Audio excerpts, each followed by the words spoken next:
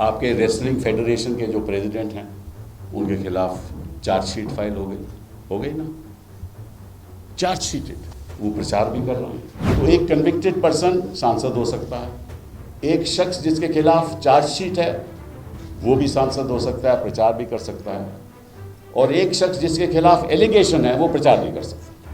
केजरीवाल के खिलाफ तो केवल एलिगेशन है ना। कथित आबकारी नीति घोटाला मामले में गिरफ्तार हुए दिल्ली के मुख्यमंत्री अरविंद केजरीवाल सुप्रीम कोर्ट के आदेश पर जेल से बाहर आए हुए हैं और आम आदमी पार्टी और इंडिया गठबंधन के लिए ताबड़तोड़ रैलियां कर रहे हैं। हालांकि उनकी जेल से केवल प्रचार करने के लिए बाहर आने के फैसले पर बीजेपी लगातार सवाल खड़े कर रही है, जिस पर वरिष्ठ वकील और राज्यसभा सांसद कपिल सिब्बल ने बीजेपी को लपेटा है। सिब्बल ने महिला पहलवानों की यौन शोषण के मामले में जांच का सामना कर रहे कुश्ती संघ के पूर्व प्रमुख ब्रजभूषण शरण सिंह का जिक्र करते हुए बीजेपी पर जोरदार हमला बोला। सिब्बल ने कहा कि जब चार्जशीटेड होने के बावजूद ब्रजभूषण अपने बेटे के लिए चुनाव प्रचार कर सकते हैं तो फिर अरविंद केजरीवाल, जिन पर केवल आरोप लगे हैं, वो प्रचार क्यों नहीं कर सकते। For the Supreme Court to decide, I have always been saying that this is a political vendetta. I'll give you a small example, and वो बड़ा साधारण सी बात है।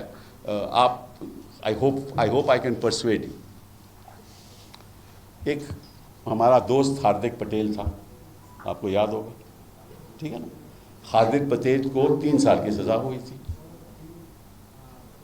तो साथ साथ में उनको ये भी आदेश हुआ था कि आप अपने डिस्ट्रिक्ट से बाहर नहीं जा सकते।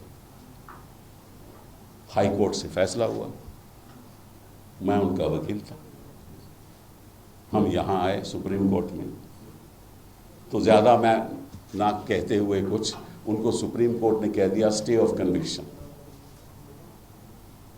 वो चुनाव भी लड़े, जीते भी, भाजपा में शामिल भी हो गए। तो एक शख्स जिसकी कन्विक्शन हुई हो वो सांसद भी बन सकता है, एमएलए भी बन सकता है, ठीक है ना। फिर आ जाओ, ये तो एक उदाहरण हो गया, ऐसे कई उदाहरण हैं।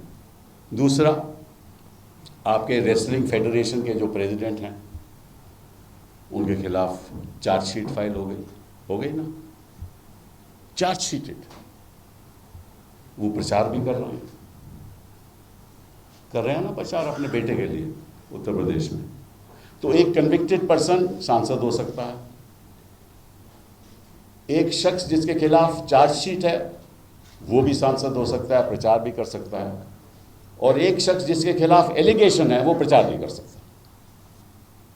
केजरीवाल के खिलाफ तो केवल एलिगेशन है ना। अब मैं आपसे पूछना चाहता हूँ, ये कौन सा कानून हुआ?